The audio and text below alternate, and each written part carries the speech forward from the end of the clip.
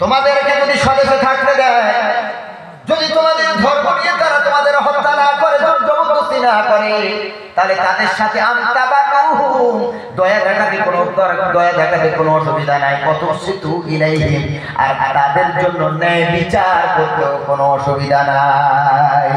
আল্লাহ রাব্বুল আলামিন মুসলমানদেরকে ন্যায় বিচার শিখিয়েছেন। রব্বুল আলামিন বলেন, ইন্নাল্লাহা ইউহিব্বুল মুকসিতিন।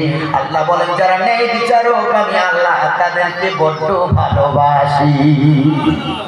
সুবহানাল্লাহ। তুমি এলাকার সদস্য হয়েছে মুসলমান, তুমি মুসলমান সদস্য বলে এমএলএ বলে এলাকার হিন্দুদের উপরে তুমি নির্যাতন করবে, নির্যাতন চালাবে, নিপীড়ন চালাবে। তুমি হিন্দু সদস্য হয়েছে বলে এমএলএ হয়েছে বলে এলাকার মুসলমানদের উপরে নির্যাতন চালাবে, নিপীড়ন চালাবে, এটা পশ্চিমকালে শোভনীয় নয়।